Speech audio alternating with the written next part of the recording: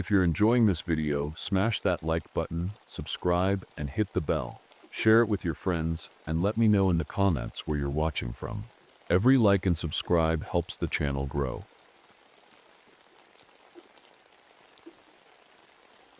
My name is Gabriel Morrison, and I've spent most of my life surrounded by the towering giants of the Redwood National Forest. These trees, some over 2,000 years old, have always felt like silent guardians of a world far older than anything I could imagine.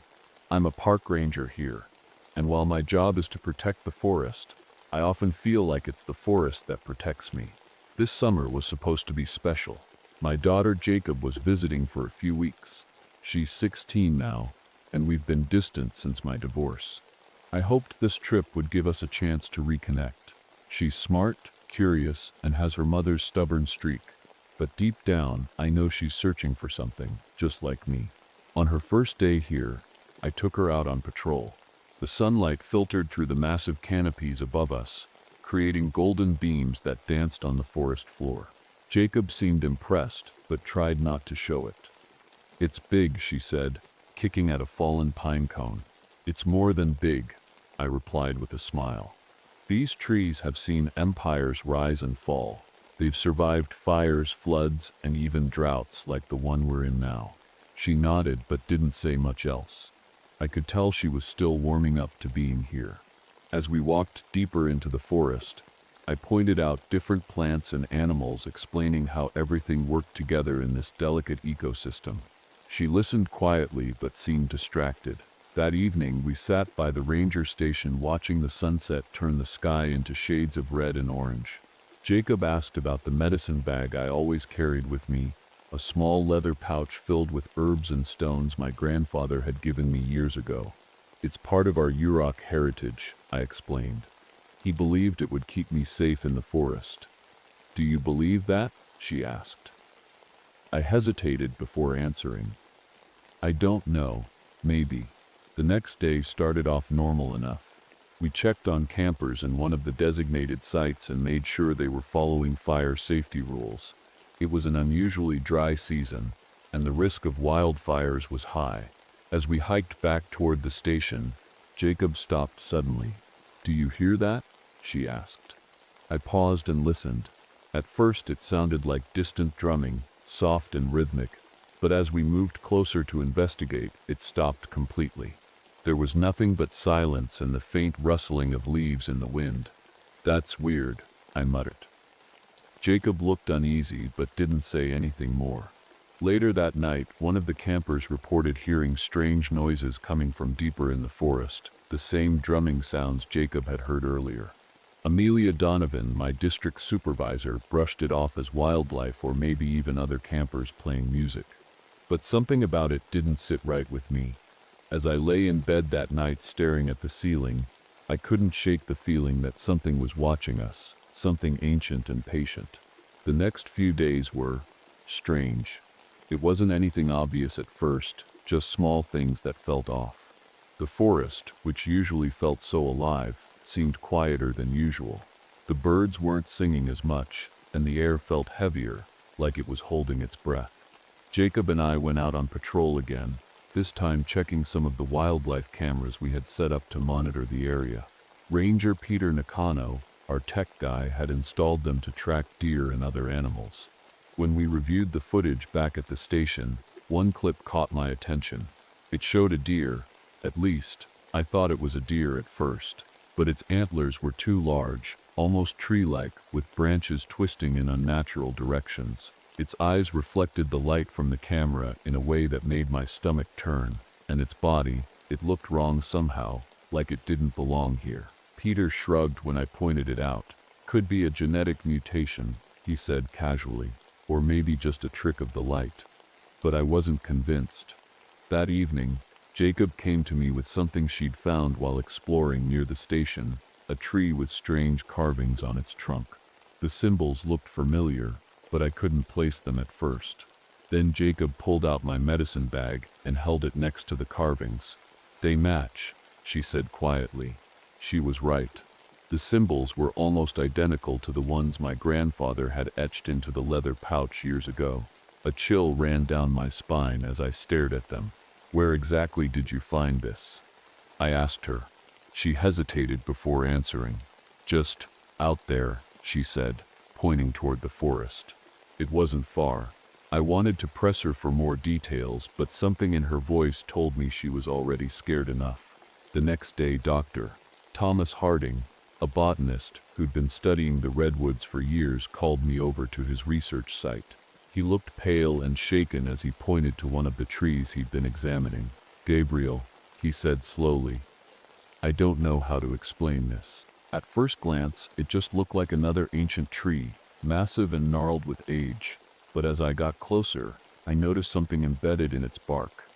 It looked like flesh, human flesh." I leaned in closer and saw what appeared to be veins running through the wood, pulsing faintly as though the tree were alive in a way it shouldn't be. "This isn't possible," I whispered. Dr. Harding nodded grimly, "And yet here it is." That night, Elder Joseph Firecloud showed up unannounced at the ranger station. He was an elder from my Europe tribe and someone my grandfather had always respected deeply. He rarely left his village anymore, so seeing him here was surprising and unsettling. "You feel it too," he said as soon as he saw me. "Feel what?" I asked cautiously. He didn't answer right away. Instead, he walked over to Jacob and studied her for a moment before turning back to me. "The forest is waking up," he said finally. "The taking time is coming." I frowned. "What does that mean?" Elder Firecloud sighed heavily and sat down by the fire pit outside the station. "There are things in this forest older than any of us, older than these trees," he began. "During certain times when the moon is full or eclipsed, they stir from their slumber." I wanted to dismiss his words as superstition, but after everything I'd seen over the past few days, the strange noises, the carvings on the tree, and now this flesh-like growth, I couldn't ignore him completely. "What do they want?" Jacob asked softly. Elder Firecloud looked at her with sad eyes. "To take what they need." His words hung heavy in the air long after he left that night. As I lay awake in bed again, staring into the darkness of my room, I couldn't stop thinking about what he'd said, or about that deer with its twisted antlers and those carvings on the tree that matched my medicine bag. Something was happening in this forest, something I didn't understand yet but could feel deep in my bones. And whatever it wasn't good. The morning air felt colder than usual, even though it was midsummer. I couldn't shake the feeling that something was watching us, hidden just beyond the trees. Jacob seemed quieter too, like she could sense it as well. That day we got a call about a missing hiker. A young man named Eric hadn't returned to his campsite the night before. His friends were worried, and with the forest being as vast as it was, time was critical. Amelia organized a search team, and I volunteered to lead one of the groups. Jacob wanted to come with me, but I told her to stay at the station with Peter. "It's safer here," I said, trying to sound calm. We found Eric's body just before sunset. He was lying at the base of an ancient redwood, his chest torn open in a way that made my stomach churn. His heart and eyes were gone, cleanly removed, like it had been done with surgical precision. But that wasn't the worst part. Growing out of his empty chest cavity were small roots and vines, twisting upward like they were reaching for the sky. They were alive, moving ever so slightly as if they were breathing. One of the other rangers gagged and turned away. Amelia radioed for backup, her voice shaking as she tried to keep it together. I just stood there, staring at Eric's body and those unnatural plants growing out of him. This wasn't an animal attack. This was something else, something I couldn't explain. That night, back at the station, Jacob told me she'd been having strange dreams. "There's this figure," she said hesitantly. "It has antlers, like a deer, but it's not a deer. It keeps calling me into the forest." Her words sent a chill down my spine. "It's just a dream," I said quickly, trying to reassure her, and maybe myself too. But deep down, I knew it wasn't just a dream. The next day, Peter decided to check some unusual heat signatures he'd picked up on one of his tracking systems deeper in the forest. He promised to be back by noon, but didn't return. By late afternoon, Amelia sent me and Dr. Harding out to look for him. We found his gear scattered near a clearing, his backpack torn open and his radio smashed. There was no sign of Peter himself, but there was sap on the ground, thick and sticky with an odd reddish tint. When I touched it, my fingers tingled like they'd been stung by nettles. "Gabriel," Dr. Harding said suddenly, pointing at something in the distance. I turned and saw it, a massive tree swaying ever so slightly in the breeze. Except there was no wind. Its branches moved deliberately, almost like they were forming shapes or patterns in the air. "What is that?" Harding whispered.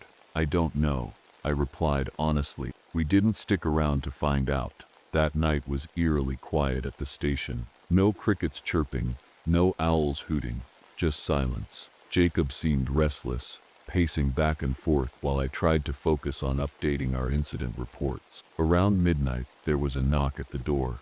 I opened it to find Peter standing there, or at least something that looked like Peter. His uniform was torn and covered in sap, and his skin had an odd sheen to it under the porch light. He smiled at me too wide and stepped inside without saying a word. "Peter?" I asked cautiously.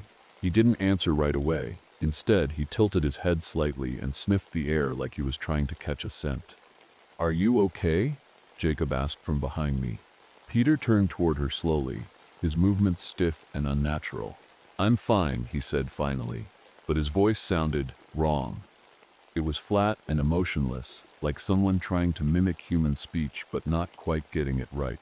Amelia came into the room then and froze when she saw him. "What happened to you?" she asked sharply. Peter didn't respond. Instead, he took a step closer to Jacob, and that's when I noticed it, a faint smell of sap coming off him, sweet but sickly at the same time. "Stay back," I said firmly, stepping between him and Jacob. Peter stopped and stared at me for what felt like an eternity before finally turning around and walking back out into the night without another word. I locked the door behind him and turned to Amelia and Jacob. "That wasn't Peter," I said quietly. Amelia nodded slowly, her face pale with fear. Then what was it? I didn't have an answer, but whatever it wasn't human anymore. The next morning, I couldn't shake the image of Peter or whatever that thing was, standing in the doorway. His smile, his movements, the smell of sap, it was all wrong. Jacob didn't talk much during breakfast, and I could tell she was just as unsettled as I was. I decided to visit Elder Firecloud. If anyone could make sense of what was happening, it would be him. Jacob insisted on coming with me, and I didn't argue. After what we'd seen, I didn't want her out of my sight. Elder Firecloud greeted us with a solemn nod when we arrived at his small home near the edge of the forest. He didn't seem surprised to see us. "You've seen it," he said simply. I hesitated before answering. "I don't know what I've seen." He motioned for us to sit by the fire pit outside, where smoke from burning sage curled into the air. "The forest, Father," he said quietly. "It's waking up." Jacob looked at me, confused, but I couldn't explain it to her because I didn't understand it myself. Elder Firecloud continued, his voice steady but heavy with emotion. "Long ago, before the tribes settled here, there were stories of an ancient being that lived deep in the forest, a guardian of balance. It would awaken during certain celestial events, like eclipses or meteor showers, and take what it needed to keep the forest alive." "What does it take?" Jacob asked softly. Elder Firecloud met her eyes and answered without hesitation, "Us." I felt a chill run down my spine as his words sank in. "It doesn't kill out of anger or cruelty," he explained. "It's part of a cycle, a way to maintain harmony between the forest and those who live near it. But when people stopped believing in it, stopped leaving offerings, it found other ways to survive." I thought about Eric's body with roots growing out of him and Peter's strange behavior. "It uses people," I said quietly. Elder Firecloud nodded. "It takes their essence, their life, and gives it back to the forest." Jacob shifted uncomfortably beside me. "But why now? Why is it waking up?" "The drought," Elder Firecloud replied. "The forest is stressed. It's starving, and with the lunar eclipse coming soon, its power will be at its peak." I didn't know what to say. This wasn't something I could explain with science or logic. It felt bigger than anything I'd ever dealt with before. That evening, back at the station, Dr. Harding called me over to his research site again. He looked even more shaken than before. "Gabriel," he said urgently, "you need to see this." He led me to another ancient tree he'd been studying, one even larger than the one we'd seen earlier, and pointed to its bark. Embedded in the wood were more organ-like structures, lungs, veins, even what looked like part of a human face. "This tree has human DNA," Harding said flatly. I stared at him, unable to process what he was saying. "Whatever's happening here," he continued, "it's not natural. It's not something science can explain." Before I could respond, Jacob tugged on my arm. "Dad," she whispered nervously, pointing deeper into the forest. I turned and saw a figure standing in the distance, a tall silhouette with antlers that seemed to glow faintly in the fading light. It didn't move, but stood perfectly still, watching us. "Stay here," I said firmly, stepping forward cautiously. But before I could get closer, Jacob ran past me toward the figure. "Jacob!" I shouted, chasing after her. She stopped just short of reaching it and turned back to look at me. Her eyes were wide with fear and something else. "Curiosity. It wants me to follow," she said quietly. "No," I yelled, grabbing her arm and pulling her back toward Harding and the station. When we got back inside, Jacob refused to talk about what had happened or why she'd run toward that thing in the first place. She just stared out the window as if she were waiting for something.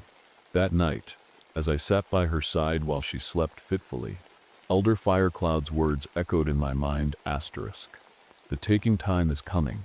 And somehow, I knew he was right. By the next morning, Jacob was gone. I woke up to find her bed empty and the front door of the station slightly ajar. My heart sank as I called her name, my voice echoing into the stillness of the forest. There was no answer. "Amelia," I shouted, running to her office. She came out rubbing her eyes, startled by my panic. "Jacob's missing," I said, trying to keep my voice steady. "We need to find her."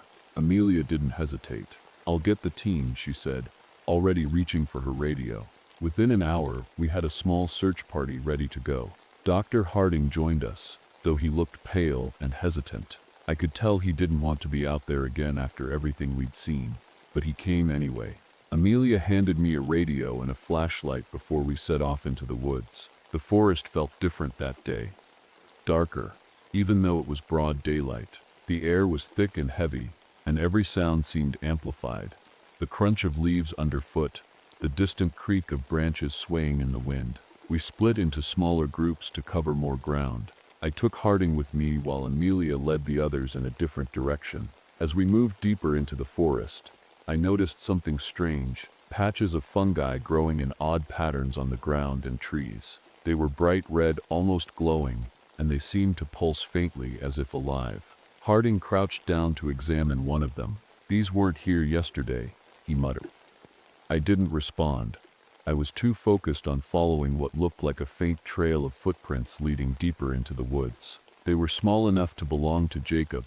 "Over here," I called to Harding, pointing at the tracks. We followed them for what felt like hours until we came across something that made my stomach turn. Peter, or what was left of him. His body was tangled in a mass of roots and vines, his face barely recognizable beneath a layer of sap-like coating. His eyes were open but lifeless, staring blankly at nothing.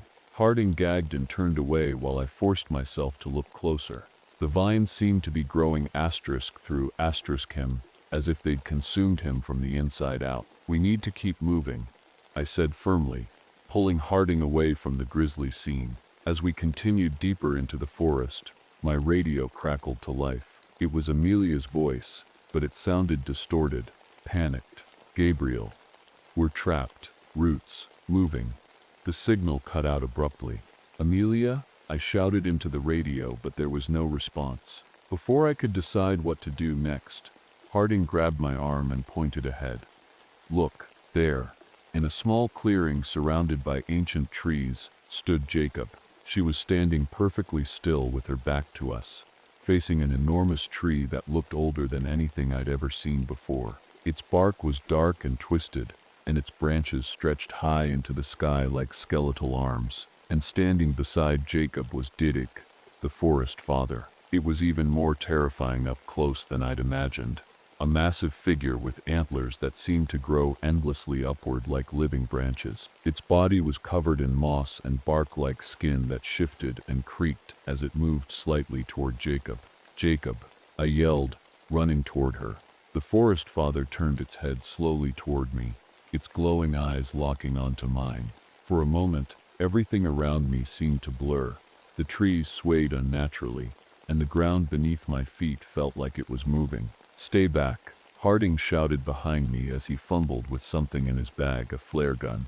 But before he could fire it, roots shot up from the ground and wrapped around his legs, pulling him down with terrifying speed. He screamed as they dragged him toward one of the massive trees nearby. No, I tried to grab him, but it was too late. The roots swallowed him whole. I turned back toward Jacob just in time to see her reach out toward the forest father's antlers, as if entranced by it. "Jacob, don't," I shouted desperately. She hesitated for a moment before looking back at me with tears in her eyes. "It's not hurting me," she said softly.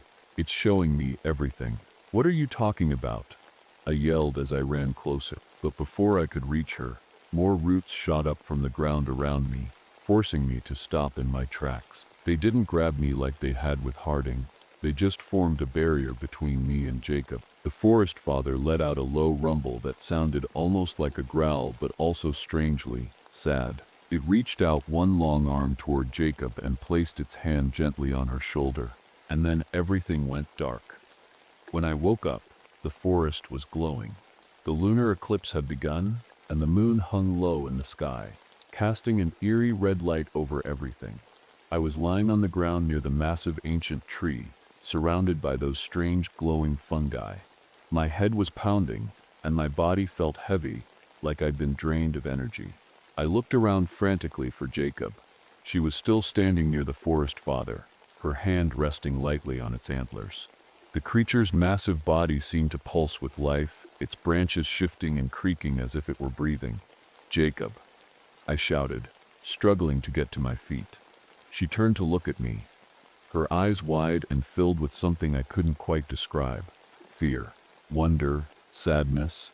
"Dad, it's not what you think," she said softly. I took a shaky step toward her, my heart pounding in my chest. "Come here," I said firmly. "You don't know what it's doing to you." She shook her head. "It's not hurting me. It's showing me things." The forest father let out a deep rumble, and suddenly, visions flooded my mind, images of the forest through time, fires raging through the trees, floods washing away entire groves, animals dying from starvation during droughts. And then, people. People leaving offerings at the base of ancient trees during eclipses and meteor showers, their faces solemn but peaceful. It wasn't just a monster. It was part of the forest itself. It had been here long before us, protecting the balance of life in ways we couldn't understand. But now, it was desperate. The drought had pushed the forest to its limits, and the forest father was trying to survive the only way it knew how, by taking from us. I snapped out of the vision as Dr. Harding's voice echoed in my head. "Holes, this isn't natural. It's not something science can explain." I looked at Jacob again and saw something horrifying. Vines were starting to grow around her legs, slowly pulling her toward the massive tree behind her. She didn't seem scared. She just stood there, staring at me with tears streaming down her face. "It needs me," she said quietly. "No," I shouted. "It doesn't need you. It's using you."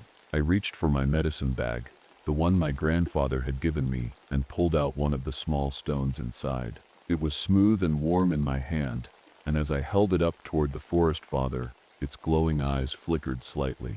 The creature let out another rumble, louder this time, and its antlers began to crack and splinter as if they were shedding. This was its vulnerable state, the moment Elder Firecloud had warned me about. I didn't have much time. I grabbed a flare gun from my belt, the one Harding had dropped when he'd been taken, and fired it directly at the forest father's antlers. The flare exploded in a burst of light and heat, sending sparks flying everywhere. The creature roared in pain, its massive body shaking violently as roots and vines writhed around it. Jacob screamed as the vines around her legs loosened slightly, but didn't let go completely. "Run," I shouted at her. She hesitated for a moment, before finally breaking free and running toward me. I grabbed her hand and pulled her away from the clearing as fast as I could. Behind us, the forest father let out one final roar before collapsing into a mass of roots and vines that seemed to sink into the ground like they were retreating back into the earth. We didn't stop running until we reached the edge of the forest where Amelia and the rest of the search team were waiting for us. They looked dazed and confused, like they didn't remember what had happened, or maybe didn't want to remember. Jacob clung to me tightly as we sat by the fire pit outside the station later that night. She didn't say much, neither did I. We both knew that whatever had happened out there wasn't something we could explain or forget. In the days that followed, Amelia filed an official report citing a rare fungal outbreak that caused hallucinations and disorientation among park staff and visitors. It was easier for everyone to believe that than to face the truth, but Jacob and I knew better. We left offerings at one of the ancient trees during the next lunar eclipse, a small pouch of herbs from my medicine bag and a few wildflowers Jacob had picked herself. It wasn't much, but it felt right somehow, like we were honoring something bigger than ourselves. The forest felt quieter after that, as if it were resting again. And though I still carry my medicine bag wherever I go, I know now that some things can't be protected with stones or herbs or even science. Some things are simply part of life.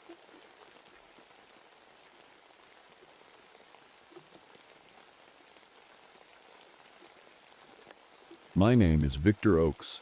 I'm a park ranger stationed in one of the most remote places you can imagine, the Boundary Waters of Minnesota.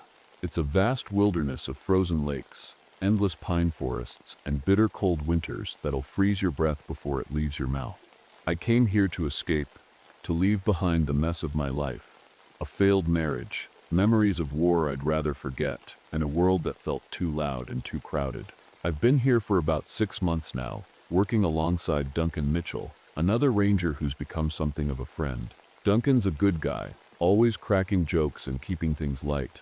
But there's something in his eyes sometimes, like he's carrying a weight he doesn't talk about. We don't pry into each other's pasts out here. The silence of the woods does enough talking for both of us. It was early December when Dr. Helen Fraser arrived at our outpost. She was a wildlife biologist studying wolf populations in the area.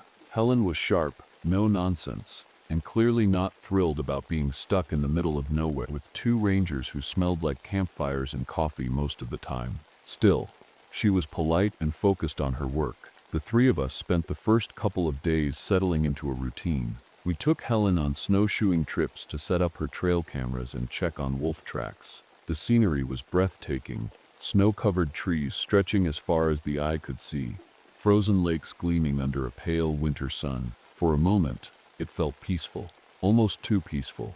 On one of those trips, we stopped by a small frozen lake to rest. Helen was snapping pictures while Duncan and I shared a thermos of coffee. That's when it happened. The forest went completely silent. No wind rustling through the trees. No distant calls of birds or wolves. Just dead silence. It was so quiet I could hear my own heartbeat. Anyone else notice that? I asked, my voice sounding too loud in the stillness. Duncan shrugged it off with a joke about how even nature needed a coffee break sometimes. But Helen looked uneasy. Animals don't just stop making noise for no reason, she said quietly. We didn't linger long after that. The next day we found something strange near another lake, a pile of fishing equipment abandoned on the ice. There were rods, tackle boxes, even an old thermos tipped over in the snow. But no sign of people, no footprints leading away from it either. Maybe they got spooked by something, Duncan suggested as he poked at the gear with his boot. Or maybe they didn't leave at all, Helen muttered under her breath. I didn't say anything, but my gut told me something wasn't right. Out here in the wilderness, you learn to trust your instincts, and mine were screaming at me to stay alert. As we packed up and headed back to the cabin that evening, I couldn't shake the feeling that we weren't alone out there. The shadows between the trees seemed darker somehow, deeper, and every now and then I thought I saw movement out of the corner of my eye, just quick enough to make me doubt myself. But when we got back to the cabin, everything seemed normal again. The fire crackled in the wood stove, Duncan made his usual bad jokes over dinner, and Helen buried herself in her research notes like nothing had happened. Still, As I lay in my bunk that night staring at the ceiling beams above me, I couldn't shake that creeping unease. Something was out there. I could feel it. And whatever it was watching us. The days were getting colder, the kind of cold that bites through your jacket and makes your fingers numb, no matter how many layers you're wearing. Out here, winter doesn't mess around. But it wasn't just the cold that was starting to bother me, it was the little things that didn't make sense. It started with the radio. Duncan and I used it to check in with the main ranger station every evening, but lately it had been acting up. Static would cut in and out, making it hard to hear anything clearly. At first we thought it was just the weather messing with the signal, but then something strange happened. One night, as Duncan was fiddling with the dials trying to get a clear connection, I heard something through the static. It sounded like a voice, soft and distant, but I couldn't make out what it was saying. "Did you hear that?" I asked. Duncan shook his head. "Just more static," he said, but his face told me he wasn't so sure. The next night, the static came back, but this time the voice was louder. It sounded like someone whispering my name. "Victor." I froze. Duncan looked at me and asked if I was okay, but I didn't answer. I just stared at the radio, like it might come alive. "Must be interference," Duncan said quickly, turning off the radio, but his hands were shaking. Things got stranger after that. One evening, Duncan came back from checking the perimeter of the cabin looking pale as a sheet. "I saw someone," he said quietly. "What do you mean?" I asked. He pointed toward the frozen lake behind the cabin, out there, walking across the ice. I grabbed my flashlight and stepped outside with him, but there was nothing there, just empty snow stretching out under the moonlight. No footprints, no sign of anyone. "Are you sure you saw someone?" I asked. Duncan nodded slowly, his eyes darting around like he expected them to reappear at any moment. "They were just standing there," he said finally. "Watching." I didn't know what to say to that. The next day, Helen showed us some pictures from her trail cameras. Most of them were normal, wolves moving through the trees or deer grazing in the snow, but one picture made my stomach drop. It showed a figure standing in a snowstorm, thin, pale, and completely naked. They weren't moving or looking at anything. They were just standing there like a statue in the middle of nowhere. "Is this some kind of prank?" Helen asked angrily, shoving the photo toward me. I shook my head. "No one's out here besides us," I said firmly. Helen didn't look convinced. She muttered something about how she'd seen enough weird things in her line of work not to jump to conclusions, but I could tell she was rattled. Later that afternoon, James Lightfoot showed up at our cabin unannounced. He was an Ojibwe guide who lived in a small village about 20 miles away and only visited us when absolutely necessary, which wasn't often. "You shouldn't be here," he said bluntly, as soon as he stepped inside. "What do you mean?" Duncan asked nervously. Lightfoot glanced around like he was looking for something before answering. "There's hunger in these woods," he said quietly. "Hunger that walks." Helen raised an eyebrow at him but didn't say anything. Duncan tried to laugh it off as superstition, but Lightfoot didn't smile. "These are old stories," Lightfoot continued, his voice low and serious. "Stories about beings that look human but aren't human anymore. They mimic voices, faces, memories of those they've taken." I felt a chill run down my spine as Lightfoot spoke, not because I believed him right away, but because something about his tone made me think he wasn't joking. "You need to leave before it gets worse," Lightfoot warned before heading back out into the cold without another word. That night, Helen noticed something odd about her tagged wolves, the ones she'd been tracking for weeks using GPS collars. Their signals were disappearing one by one without explanation. "They're gone," she said flatly as she stared at her laptop screen. "Maybe they moved out of range," Duncan suggested weakly. Helen shook her head. "No, they don't just vanish like this." I didn't sleep much after that. The cold had become unbearable. It wasn't just winter anymore, it felt unnatural, like the air itself was trying to freeze us solid. Even inside the cabin with the fire roaring, it was hard to stay warm. Something wasn't right, and we all knew it. One morning, I went out to check the traps we'd set for small game near the edge of the woods. As I walked through the snow, I noticed something strange up ahead. At first, I thought it was just another frozen deer carcass, nothing unusual for this time of year. but as I got closer, my stomach turned. The deer was standing upright. Its legs were stiff and locked in place like it had been frozen mid-step.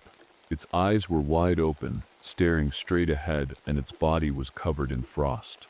It didn't look natural. It looked wrong. I backed away slowly and returned to the cabin without saying a word about what I'd seen. Later that day, Duncan started acting off. He wasn't his usual joking self anymore. He spent most of the afternoon staring out the window, barely responding when Helen or I tried to talk to him.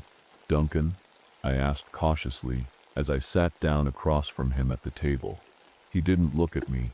Instead, he muttered something under his breath. Something that sounded like, "They're here." "What are you talking about?" I pressed. He turned to me then, his eyes glassy and distant. "They're watching," he said flatly. I exchanged a worried glance with Helen, who was sitting nearby with her laptop open. She didn't say anything, but I could tell she was just as unsettled as I was. That night, a blizzard rolled in, the worst one we'd seen all season. The wind howled outside like it was trying to tear the cabin apart, and the snow came down so thick you couldn't see more than a few feet ahead if you stepped outside. As we huddled around the fire trying to stay warm, we heard something that made my blood run cold. Voices calling for help. "Help, please." The voice sounded faint at first but grew louder as it got closer. Helen jumped up from her seat. "Someone's out there," she said urgently. "No," Lightfoot said firmly from his spot by the window. He had stayed with us after his warning days earlier and hadn't left since. "That's not someone." "What do you mean?" Helen asked sharply. Lightfoot didn't answer right away. Instead, he pointed toward the window where shadows danced in the snowstorm outside. "They mimic," he said finally. "They sound human, but they're not." Helen looked like she wanted to argue, but stayed quiet instead. The voices continued throughout the night, sometimes sounding like strangers calling for help, other times sounding eerily familiar. At one point, I swear I heard my ex-wife's voice calling my name. "Victor, please." I clenched my fists and stayed put by the fire. Whatever was out there wasn't human. I knew that much now. By morning, the temperature had dropped so low that even our equipment started failing. The fuel lines for our generator froze solid, leaving us without power or heat, except for what little we could get from the wood stove. Lightfoot tried performing some kind of ritual, using sage and cedar branches he'd brought with him. But even he didn't seem confident that it would work. "They're hungry," he said grimly, as he finished his ritual, "and they won't stop until they're fed." By the 8th day, everything felt like it was falling apart. The cold had become unbearable, the blizzard hadn't let up, and Duncan was nowhere to be found. It started that morning. Duncan had gone out for a routine perimeter check like he always did. He didn't say much before leaving, just grabbed his coat and stepped out into the storm. I didn't think much of it at first. Duncan had done this a dozen times before. But when an hour passed and he didn't come back, I started to worry. I bundled up and went outside to look for him. The wind hit me like a wall, and the snow was so thick I could barely see my own feet. I called his name over and over, but there was no answer. Then I saw it, a trail of blood leading away from the cabin and disappearing into the trees. I followed it for a few steps before stopping dead in my tracks. Something about the way the blood was smeared across the snow didn't feel right. It wasn't a straight trail. It zigzagged, like whatever had made it wasn't walking but being dragged. I turned back toward the cabin, my heart pounding in my chest. Whatever had happened to Duncan, I wasn't going to find him out there. When I got back inside, Helen and Lightfoot were waiting for me by the fire. I told them what I'd seen, and Helen's face went pale. "We need to barricade the doors," Lightfoot said firmly. We spent the next hour piling furniture against the doors and windows, doing everything we could to make the cabin feel even a little bit safer. But deep down, I think we all knew it wouldn't be enough. That night, as we sat in silence by the fire, something tapped on the window. It was soft at first, just a faint tap, tap, tap, tap, but it quickly grew louder and more insistent. Helen grabbed a flashlight and shone it toward the window, and that's when we saw him. Duncan. He was standing just outside the cabin, his face pressed against the glass. His eyes were wide open but completely blank, like he wasn't really seeing us. His lips moved slowly as he whispered something over and over again. "Let me in. Let me in." Helen gasped and took a step back. "Duncan?"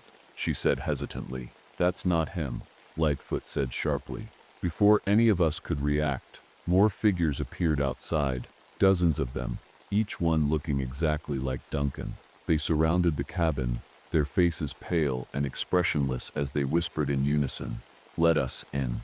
Let us in." The sound was maddening, like a swarm of insects buzzing in my ears. Helen covered her ears and backed away from the window, while Lightfoot muttered something under his breath. Prayers or curses, I couldn't tell which. Then the whispers stopped. For a moment everything was silent again, just like it had been that day in the forest when all the animals went quiet. But this time it wasn't peaceful, it was suffocating. And then came the banging. The figures outside began pounding on the walls and windows with their fists, hard enough to make the entire cabin shake. The sound echoed through every corner of the room, drowning out everything else. "They're trying to get in," Helen said, her voice trembling. "We can't let them," Lightfoot replied firmly as he grabbed a burning log from the fireplace and held it like a weapon. The banging grew louder and more frantic with each passing second, until finally everything went dark. The power had failed completely, plunging us into pitch-black darkness except for the faint glow of the dying fire. I fumbled for my flashlight but froze when I heard something behind me, a soft whisper that sent chills down my spine. "Victor." The whisper behind me felt like ice crawling down my spine. I spun around, shining my flashlight into the darkness, but there was nothing there, just shadows dancing on the walls. Helen clutched her notebook tightly, her knuckles white, while Lightfoot stood by the door holding his burning log like it was the only thing keeping him alive. The banging on the walls didn't stop. It grew louder, more desperate. The cabin felt like it was going to collapse under the pressure, and then, just when I thought I couldn't take it anymore, the front door burst open. A freezing gust of wind rushed in, carrying snow and shadows with it. I could barely see through the chaos, but I knew they were inside. The figures, the ones that looked like Duncan, they were here. "Run," Lightfoot shouted. I grabbed Helen's arm and pulled her toward the back door. Lightfoot stayed behind, swinging his burning log at the figures as they closed in on him. "Go," he yelled again, his voice fierce and commanding. I didn't want to leave him. I didn't want to leave anyone, but there was no time to argue. Helen and I stumbled out into the snowstorm, the cold biting at our faces as we ran toward the frozen lake. Behind us, I could hear Lightfoot shouting something in Ojibwe, words I didn't understand, but felt powerful all the same. And then came the scream. It wasn't Lightfoot's scream, it was something else, something inhuman and guttural that echoed through the trees like a warning. Whatever he had done, it had bought us time. Helen and I kept running, our breath coming out in short, painful gasps as we fought against the wind and snow. The storm was so thick we could barely see where we were going, but somehow my instincts guided me forward. It was like something inside me knew exactly where to go. We reached a series of ice caves near the edge of the lake, a place I'd found during one of my earlier patrols, and ducked inside for shelter. The caves were eerily quiet compared to the storm outside, but they weren't empty. The first thing I saw was a hand sticking out of the ice, a human hand frozen solid. As my flashlight swept across the cave walls, more shapes came into view, bodies trapped in the ice, their faces twisted in fear. Helen gasped and backed away from one of them, a man wearing a pilot's jacket with Reynolds stitched onto it. Walter Reynolds, our connection to civilization gone. "They've been here a long time," Helen whispered shakily. I didn't answer. My eyes were fixed on another body, a woman with dark hair and glasses who looked eerily familiar. It took me a moment to realize why she looked exactly like Helen. "That's not possible," Helen said when she saw it too. Her voice cracked as she spoke. But before we could process what we were seeing, a shadow moved at the entrance of the cave. "They're here?" I whispered. Helen grabbed my arm again as we scrambled deeper into the cave, trying to put as much distance between us and them as possible. But it didn't matter, they followed us anyway. The shadows moved unnaturally fast, their whispers filling every corner of the cave. "Victor, Helen, come back." Helen started crying softly beside me. "I can't do this," she said through her tears. "I can't. You have to," I said firmly, trying to keep her grounded even though I felt like falling apart myself. "We'll get through this." But deep down, I wasn't sure if that was true. As we reached the far end of the cave, another blizzard hit. This one even worse than before. The snow came down so hard it felt like needles against my skin, and for a moment, I lost sight of Helen completely. "Victor." Her voice called out from somewhere ahead of me. I ran toward it blindly, shouting her name over and over again until finally, I saw her standing in front of me. But something wasn't right. She wasn't moving, not really, and her face looked pale and lifeless under my flashlight beam. Then I noticed something else. She wasn't leaving any footprints in the snow. I froze when I saw Helen standing there. Her face was pale, her eyes empty, and her body still as stone. The snow swirled around her, but she didn't leave any footprints. My heart sank as the realization hit me. This wasn't Helen. "Victor," she said softly, her voice trembling like she was scared. "It's me. Please don't leave me." I wanted to believe her, I really did, but I couldn't ignore what I was seeing. I stepped back slowly, gripping my flashlight like it was a weapon. "You're not her," I said firmly, my voice shaking. Her expression didn't change. She tilted her head slightly, like she was trying to figure out what I meant. Then she took a step closer. "Victor," she whispered again, "you don't have to be alone." Behind her, more figures began emerging from the storm. Some of them looked like Duncan, some like Walter, and others like people I didn't recognize. They surrounded me, their voices blending together into a chorus of whispers. "Stay with us. Stay." I stumbled backward, my mind racing for a way out. That's when I remembered something Lightfoot had said before he sacrificed himself, *. They can't cross running water. It was a long shot, but it was all I had. I turned and ran toward the river dam at the edge of the lake, the one spot where I knew there might still be flowing water beneath the ice. The figures followed me, their whispers growing louder and more desperate with every step. The dam came into view just as the storm reached its peak. The snow was so thick I could barely see, but I kept moving forward until I reached the edge of the frozen river. My hands were shaking as I pulled out the emergency explosives from my pack, something every ranger carried for situations like this. The figures stopped a few feet away from me, watching silently as I worked to set up the charges. Their faces were blank but somehow sad, like they were mourning something. "Victor," one of them whispered. It sounded like Duncan's voice this time. I ignored them and kept working. My fingers were numb from the cold, and it took everything I had to stay focused. Finally, I finished setting up the explosives and stepped back. "This ends here," I said quietly. I hit the detonator. The explosion shook the ground beneath me, sending chunks of ice flying into the air. For a moment, everything went silent again.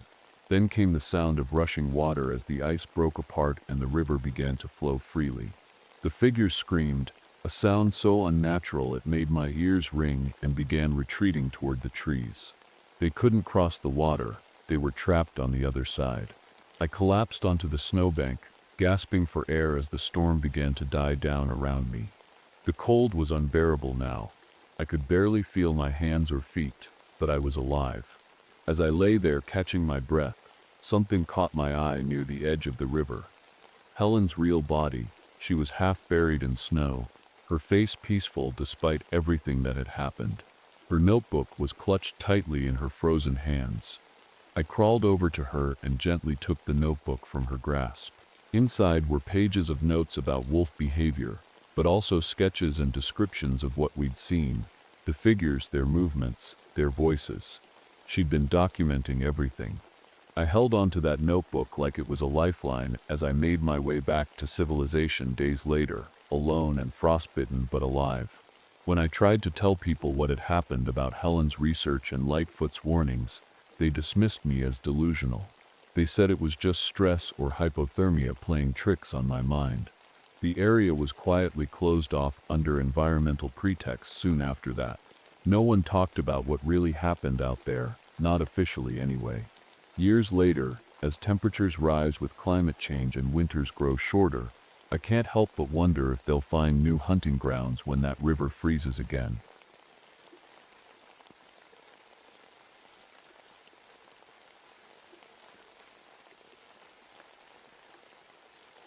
My name is Marlene Rodriguez, and I'm a park ranger. I've been doing this job for years, but I just transferred to Olympic National Park in Washington. It's nothing like the dry deserts of Arizona, where I used to work. Here, everything is green and wet. Trees so tall they block out the sky, moss hanging from branches like curtains, and fog so thick it feels like you're walking through a dream or a nightmare. I wasn't supposed to be here long. Just a routine investigation into some hikers who went missing on the Pacific Crest Trail. People get lost all the time in parks, so at first I didn't think much of it. But something about this felt different. The weather had been bad, constant rain and mist, and the search teams weren't finding anything. No footprints, no gear, nothing. On my second day in the field, I stumbled across an abandoned campsite. The tent was still standing, half zipped with rain pooling inside. There was food left out on a picnic table, granola bars and trail mix, but it looked like no one had touched it in days. No signs of struggle either. It was like they just vanished. I kept moving deeper into the forest, my boots squelching in the mud with every step. The fog was so thick that I could barely see 5 feet ahead of me. That's when I found him. A boy, maybe 12 years old, wandering alone on the trail. He was soaking wet and shivering, his clothes covered in mud. His eyes were wide open, but he wouldn't say a word. "Hey," I said gently, kneeling down to his level. "Are you okay? Are you hurt?" He didn't answer, just stared past me like he was looking at something far away. I tried again. "What's your name? Where are your parents?" Still nothing. I radioed for help and stayed with him until backup arrived. Something about him made my skin crawl. Not because he was scary or anything, but because he looked hollow. Like whatever happened to him had taken something away that he'd never get back. Later that night, as I sat in my cabin writing notes in my field journal, I couldn't shake the feeling that someone was watching me. Every time I glanced out the window, I thought I saw movement, just shadows shifting in the fog. But when I looked closer, there was nothing there. The next few days were unsettling. The boy, Timothy Jackson, still wasn't talking. The doctors said he was in shock, but that didn't explain the drawings. They gave him some crayons to keep him busy, and all he did was draw these strange pictures, people with their skin peeling off. Some had no faces, just blank ovals where their features should have been. I tried not to look at them too long. They made my stomach twist, out in the forest. Things weren't any better. The search teams found a backpack about 5 miles from the abandoned campsite. It was torn up, like something had ripped it apart with claws, and there were bloodstains on the straps. No sign of the hiker who owned it. Just the bag, sitting there in the middle of the trail like it had been left on purpose. That same day, I came across something I couldn't explain. I was hiking back to base when I noticed a pile of logs blocking part of the path. At first, I thought it was just debris from a storm. But when I got closer, I saw that the logs had been arranged, stacked neatly in a way that didn't look natural. Almost like someone had built a barrier to keep people out. I radioed Paul Winters, one of the veteran rangers who'd been working here for years. He laughed it off. "Probably just some kids messing around," he said. "You'd be surprised what people do out here." But it didn't feel like kids messing around. It felt deliberate. That night, I checked one of the trail cameras we'd set up near the area where the hikers went missing. Most of the footage was just animals, deer, raccoons, a bear sniffing around. But then there was something else, something I couldn't explain. At first glance, it looked like a person walking through the trees, but their movements were wrong, jerky, and too fast, like they were glitching out of reality, and their clothes, they looked empty, like there wasn't a body inside them. Just fabric floating in the shape of a person. I showed the footage to Paul the next morning. "Could be a trick of the light," he said with a shrug. "Fog does weird things to cameras." I wanted to believe him, but deep down I knew there was more to it than that. The final straw came when I picked up something strange on my radio that night. Static at first, But then voices broke through. Not one voice, several, overlapping and garbled, like they were all talking at once. I couldn't make out what they were saying, but it sent chills down my spine. I turned off the radio and stared at it for a long time, my heart pounding in my chest. Something was out there in those woods, something we didn't understand, and whatever it wasn't done yet. By the 7th day, things had taken a turn for the worse. Deputy Sheriff Frank O'Malley called in with something strange. He'd been patrolling near the river when he found a deer lying in the mud. It was alive, barely, but its skin was gone. Every inch of it stripped clean, leaving nothing but muscle and bone exposed. And yet it was still breathing. Its chest rising and falling like it didn't know it was supposed to be dead. Frank sounded shaken over the radio. "I've seen some messed up stuff in my time, but this, I don't know what to make of it." Neither did I. Later that night, one of the search team members went missing. His name was Eric, and he'd been on night watch near the base camp. When I woke up that morning, his tent was empty, his sleeping bag untouched. The others said they hadn't heard anything. No screams, no struggle. He was just gone. We searched for him all day but found nothing. No footprints, no gear, not even a piece of clothing. It was like the forest had swallowed him whole. Paul Winters started acting strange after that. He'd always been calm and steady, the kind of guy you could count on when things got tough. But now he seemed off. He kept wandering away from the group during searches, saying he thought he saw something in the trees. When I asked him what he saw, he just shook his head and muttered something about shadows. I started noticing other things about him too. His skin looked different, loose around his joints, like it didn't quite fit right anymore. And sometimes, when he moved, I thought I saw it shift unnaturally, like it wasn't attached to him at all. I tried to tell myself I was imagining things, that I was just tired and stressed, but deep down I knew better. Dr. Abigail Moore called me over to her tent later that evening. She'd been examining some remains we'd found, a piece of what looked like human skin caught on a branch near the riverbank. At first she thought it was just torn flesh from an animal attack, but under the microscope she saw something else. "There are suture marks," she said quietly, pointing to the screen. "Tiny stitches holding the edges together." I stared at her in disbelief. "You're saying someone sewed this?" She nodded grimly. I didn't sleep that night. Every time I closed my eyes, I saw Eric's empty tent and Paul's shifting skin and that deer lying in the mud with no skin but still breathing. Something was out there in those woods, something cruel and unnatural, and we were running out of time. By the 9th day, I couldn't shake the feeling that we were being hunted. Every time I stepped into the forest, I felt eyes on me, not just one pair, many. Watching, waiting. The air was heavier too, like the trees themselves were holding their breath. I decided to visit Margaret Cooper, a retired ranger who lived just outside the park. She'd worked here for decades before retiring, and if anyone knew what was going on, it would be her. When I told her about the missing hikers, the skinless deer, and the strange things we'd found, she went pale. "You've heard of the legends, haven't you?" she asked, her voice barely above a whisper. I shook my head. "What legends?" She leaned forward in her chair, her hands trembling slightly. "The tribes around here used to tell stories about something they called Asterisk, the one who wears others' asterisk. A creature that could take your skin and make it its own. It could look like you, sound like you, even know your memories. But it wasn't you. It was something else." I felt a chill run down my spine. "You think that's what's out there?" Margaret nodded slowly. "There've been disappearances in these woods for as long as I can remember. People vanishing without a trace or turning up wrong. And it always happens in the same areas, the deep forest, near running water." I didn't want to believe her, but everything she said lined up with what we'd seen. The stitched skin, Paul's strange behavior, even the garbled voices on the radio. When I got back to base, Timothy Jackson finally spoke for the first time since we found him. His voice was soft and shaky, like he was afraid someone might hear. "They took my mom and dad," he whispered, clutching a crayon in his small hand. "They took them off, and put them on. I froze.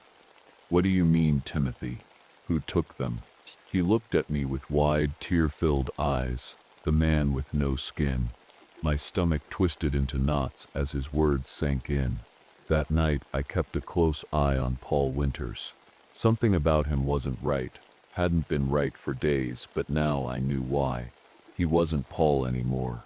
The realization hit me like a punch to the gut. Whatever this thing was, it had been wearing Paul's skin since Eric disappeared. When I confronted him, eat a tree, the creature didn't even try to deny it. It just smiled at me with Paul's face and said in a voice that wasn't quite his own, "You're next." I didn't sleep after that. How could I? Paul, or whatever was wearing Paul's skin, was still out there, pretending to be one of us. Every time I thought about his smile, I felt sick. It wasn't just the smile itself, it was how wrong it felt. Too wide, too forced, like it didn't belong on his face.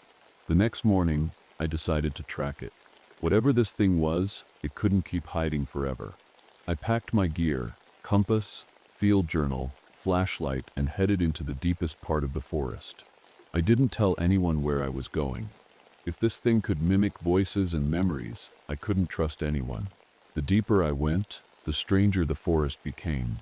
The trees were older here, their trunks twisted and gnarled like something out of a nightmare. Moss hung thick from every branch, and the fog seemed heavier than usual, clinging to me like a second skin. I found more signs as I moved through the woods. Scraps of clothing caught on branches, footprints that stopped suddenly in the mud, and piles of logs arranged in unnatural patterns. And then there was the smell, a rotting stench that grew stronger with every step I took. It was so thick in the air that I had to cover my nose with my sleeve just to keep from gagging. By late afternoon, I stumbled across an abandoned mine shaft hidden behind a wall of vines. The entrance was barely visible, just a dark hole carved into the side of a hill. But the smell coming from inside told me everything I needed to know. This was its lair. I stepped inside, my flashlight cutting through the darkness. The walls were damp and covered in moss, and water dripped steadily from the ceiling. But it wasn't the mine itself that stopped me in my tracks, it was what was inside. Skins. Dozens of them, hanging from hooks like grotesque trophies. Some were stitched together into strange shapes, arms attached to legs, faces stretched into masks, and others were piled in heaps on the ground. The sight made my stomach turn, but what really shook me was what I heard. Breathing. I followed the sound to a corner of the shaft and found him, Paul Winters, or at least what was left of him. He was alive but completely skinless, his muscles exposed and glistening in the dim light. His eyes met mine and he tried to speak, but all that came out was a wet rasp. I wanted to help him. I really did, but there was nothing I could do. He wasn't going to make it. That's when I heard it, the sound of footsteps behind me. I turned around slowly, my flashlight shaking in my hand. Standing there in the shadows was Dr. Abigail Moore, or at least something wearing her skin.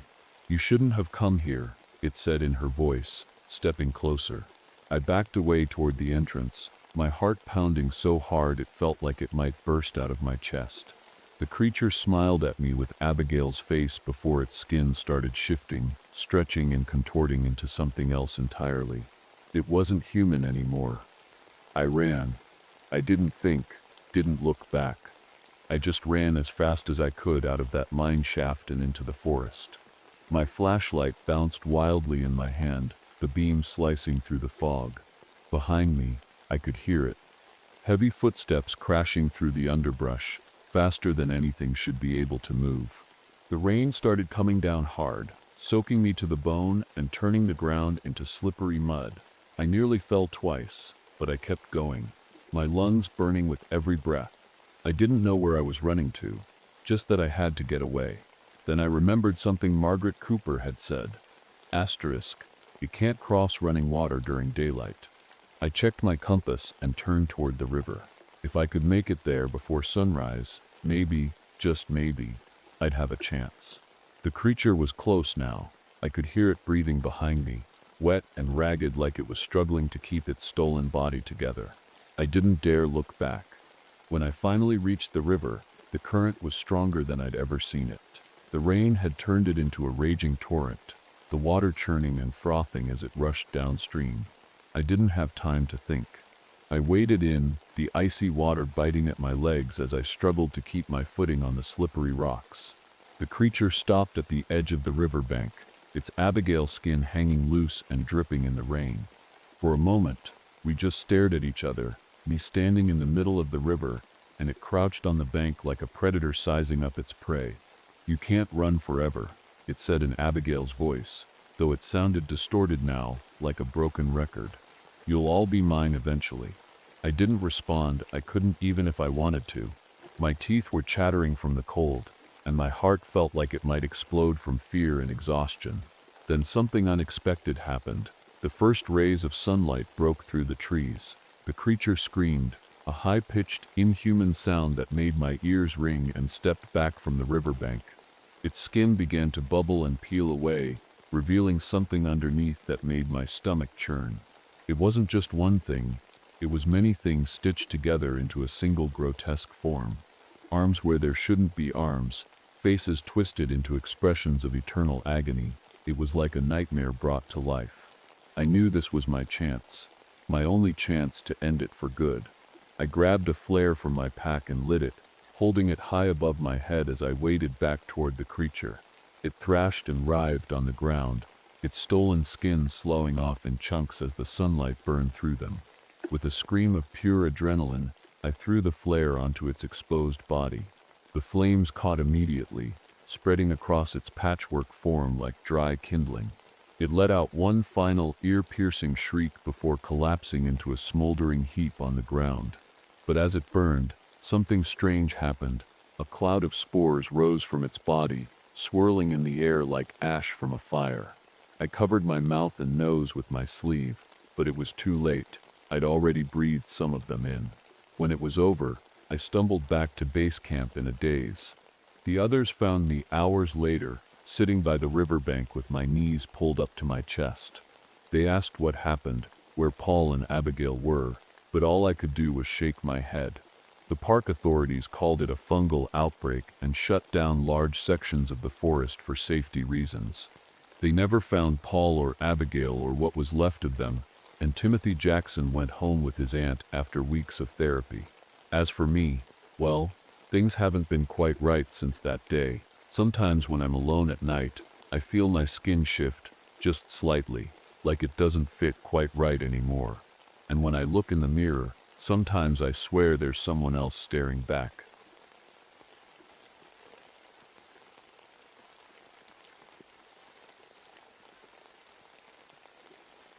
My name is Daniel Reynolds, and I've spent most of my life underground. As a park ranger specializing in cave rescue, I've seen the beauty and danger hidden beneath the Earth's surface. But after a tragic incident that cost 3 lives, I was reassigned to Mammoth Cave National Park in Kentucky, the world's longest known cave system. I thought I'd finally get a chance to leave my past behind. I was wrong. It started with a discovery. A recent earthquake had opened up new chambers in the cave system, ones that had been sealed for thousands of years. The park brought together a team to explore and map these untouched passageways. I didn't want to go. After surviving a cave-in years ago, I've been battling claustrophobia, but my boss insisted, saying my experience was crucial for the expedition's success. The team was a mix of experts: Monica Valdez, a cave biologist with an obsession for extremophile organisms; Dr. William Harper, an archaeologist fascinated by prehistoric cave paintings; Kevin Phillips, my former partner who still blamed me for the deaths of those spelunkers; Sarah Linwood, a photojournalist documenting the discovery; and Luther Morgan, a local historian who seemed to know every ghost story about this place. We set out early in the morning, descending into the newly opened chambers. The air was damp and cold, carrying the faint smell of minerals and decay. As we moved deeper, the walls sparkled with untouched formations, stalactites and stalagmites that looked like frozen waterfalls. Monica couldn't stop talking about how pristine everything was. Then we found something none of us expected: ancient paintings on the walls. They depicted people bowing before a massive snake-like creature with limbs that stretched like tree roots. Dr. Harper said they were thousands of years old, maybe older than anything ever found in this cave system. As we set up camp near an underground lake, I noticed something strange. The water rippled even though there was no wind or movement nearby. My custom-made light system flickered for just a moment. A glitch I couldn't explain. It made my stomach tighten, but I didn't say anything to the others. That night, as I lay in my tent staring at the rocky ceiling above me, I felt uneasy. The silence wasn't peaceful. It was heavy, like the cave itself was watching us. And somehow I knew this expedition would change everything. The next morning, we got to work mapping the new chambers. I tried to focus on the task at hand, but something felt off. The air seemed heavier the deeper we went, and the walls of the cave seemed to close in tighter. My claustrophobia was creeping up on me, but I kept it together. I had to. Monica was thrilled with the samples she was collecting. She found patches of strange fungus growing in the darker corners of the cave, thicker and more vibrant than anything she'd seen before. "This stuff is incredible," she said, holding a small vial up to her flashlight. "It's like it's alive in a way I can't explain." Meanwhile, Kevin was setting up acoustic monitoring equipment to map the cave using sound waves. He was muttering under his breath about how the passages didn't make sense. "I swear this wasn't here yesterday," he said, pointing at a narrow tunnel that hadn't been on his previous survey. "The layout keeps changing. At first, I thought he was just being careless. But then I noticed it too. Passageways that should have led back to camp suddenly ended in solid rock. It wasn't possible, but it was happening." Later that day, Monica showed me something under her microscope. The fungus she'd collected wasn't just strange, it was unnatural. "It has animal DNA markers," she whispered, her voice trembling with excitement and fear. "This shouldn't exist." That night, as we sat around our small campfire near the underground lake, Kevin mentioned hearing whispers earlier in the day. "I thought it was one of you," he said, looking around at us with wide eyes. "But when I checked, no one was there." I wanted to laugh it off, but deep down I knew he wasn't lying. I'd heard something too, a faint hum or vibration coming from deep within the cave walls. It wasn't a sound you could hear with your ears exactly. It was more like you could feel it in your bones.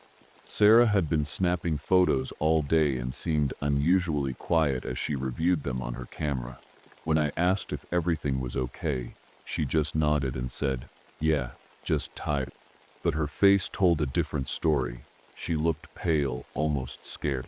As we turned in for the night, I couldn't shake the feeling that we weren't alone down there. The cave wasn't just a place anymore, it felt alive. By the 5th day, the tension was starting to show. Everyone seemed on edge, and the cave felt colder than before. It wasn't just the temperature, it was the kind of cold that crawled under your skin, making you feel small and exposed. I tried to focus on my work, but my hands wouldn't stop shaking. That morning, Kevin went ahead to scout a passage we hadn't explored yet. He was supposed to stay in radio contact, but after an hour, we hadn't heard from him. I grabbed my gear and went looking for him with Monica and Sarah. We followed his trail markers deep into the cave, but they suddenly stopped at a dead end. "This doesn't make sense," Monica said, shining her flashlight on the solid rock wall in front of us. "He couldn't have gone this way." Then Sarah gasped. She pointed at the ground where Kevin's helmet lay cracked in half. It was covered in a thin layer of slime that glistened under our lights. "What happened to him?" she whispered.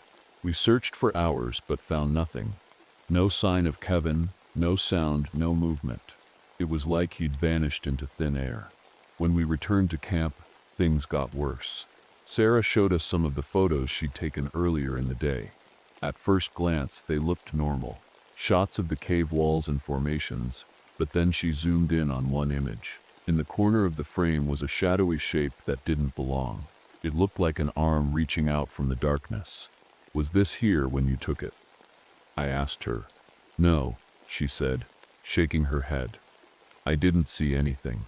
That night, as we tried to sleep, I couldn't stop thinking about Kevin, or that shadow in Sarah's photo. The whispers were louder now, echoing through the cave like distant voices calling out to us.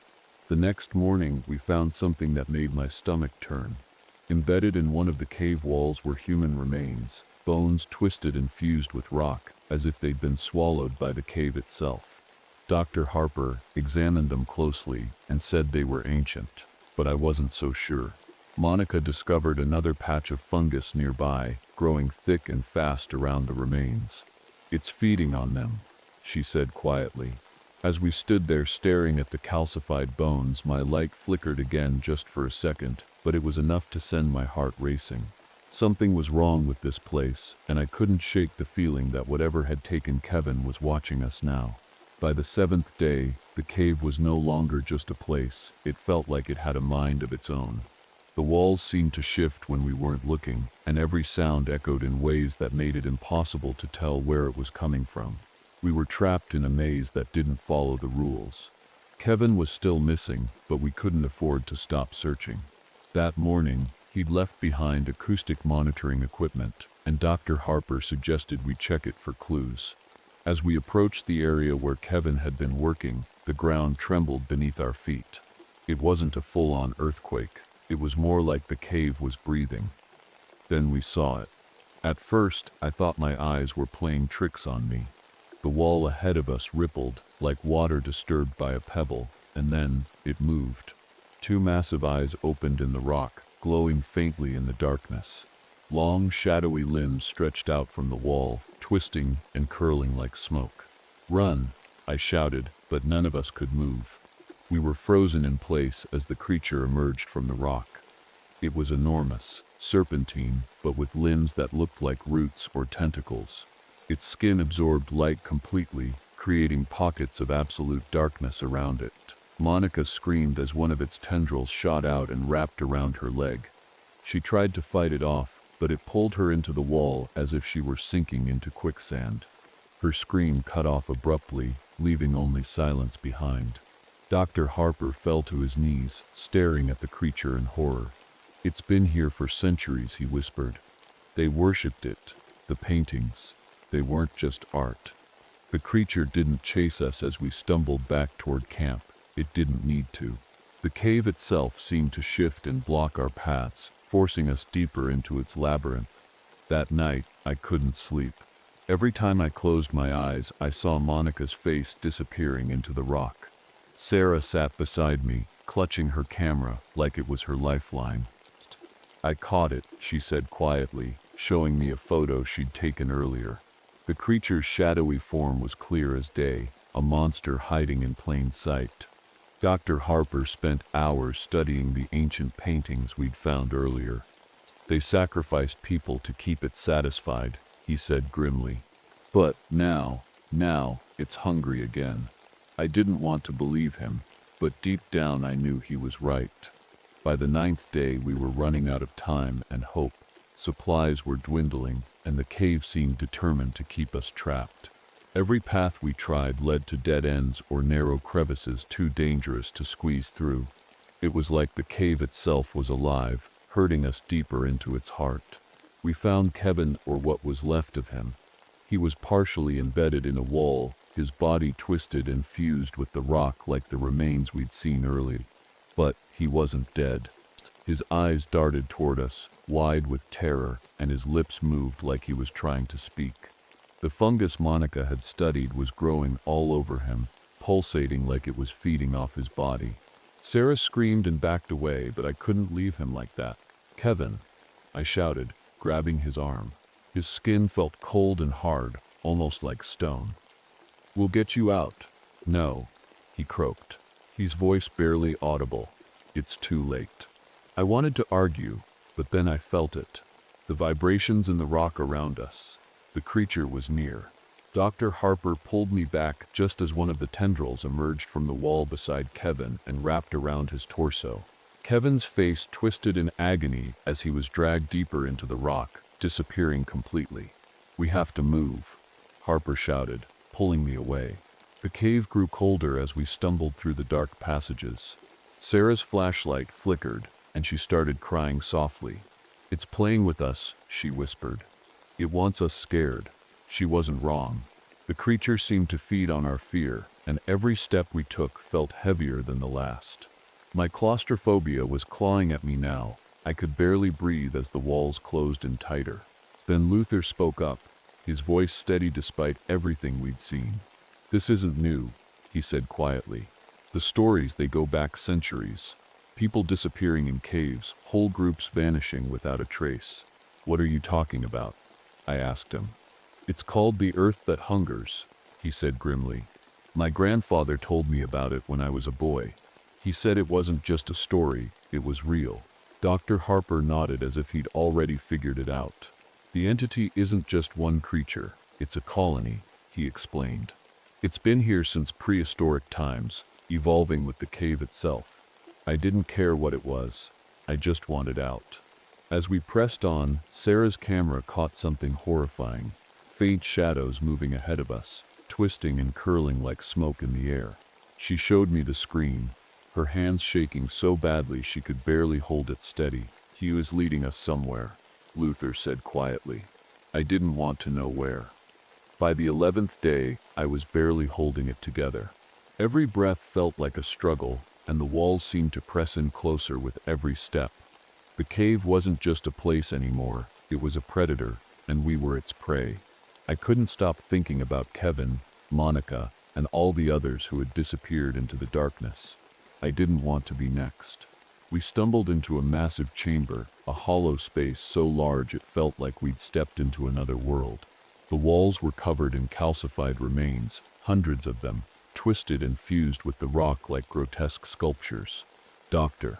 Harper stared at them in awe and horror. "This is where it feeds," he said quietly. In the center of the chamber was the creature, or what I thought was the creature. It wasn't just one being, it was a colony, a mass of writhing tendrils and limbs that stretched out in every direction, reshaping the cave as it moved. The fungus we'd seen earlier grew thick around it, glowing faintly in the darkness. "It's alive," Sarah whispered, clutching her camera tightly. "The whole cave. It's alive." The vibrations started again, stronger this time. The ground beneath us trembled, and I felt my knees buckle as the hallucinations hit me like a wave. I saw myself buried alive, crushed under tons of rock, unable to breathe or move. My chest tightened, and I gasped for air, trying to remind myself it wasn't real. Dr. Harper stepped forward, his face calm despite the chaos around us. "It wants us scared," he said firmly. "Fear makes us weak. It makes us easier to control." Before I could stop him, he grabbed one of our acoustic monitoring devices and turned it on full blast. A high-pitched sound filled the chamber, echoing off the walls like a scream. The creature recoiled, its tendrils thrashing wildly as the fungus shriveled under the sound waves. "Go!" Harper shouted at us. "Find an exit." I wanted to pull him with us, but he shook his head. "I'll distract it," he said firmly. "You have to get out." Sarah and I ran toward a narrow tunnel on the far side of the chamber while Luther hesitated for just a moment before following us. Behind us, Harper's screams mixed with the creature's vibrations as its tendrils closed in around him. The tunnel led to an underground river, a cold, rushing current that seemed to stretch endlessly into the darkness. "It's our only way out," Luther said grimly. We dove into the water, swimming through tight passages that felt like they were closing in on us with every stroke. My claustrophobia hit me hard. I could barely keep my head above water as panic took over. Sarah grabbed my arm and pulled me forward, her voice steady despite everything we'd been through. "You can do this," she said firmly. Finally, we surfaced in a small pool near an opening that led back to daylight. I collapsed on the rocky shore, gasping for air as sunlight streamed through the trees above us. Luther didn't make it out. As Sarah and I sat there catching our breath, I couldn't shake the feeling that we hadn't truly escaped, that the cave was still watching us somehow. Later, when we reported what happened to park officials, they dismissed our story as hysteria caused by exhaustion and stress. The cave system was officially closed due to structural instability, and all evidence of what we'd seen was confiscated. Sarah kept backup copies of her photos on microfiche, proof that something had been down there, but she never showed them to anyone else. As for me, I tried to move on, but something changed inside me after that expedition.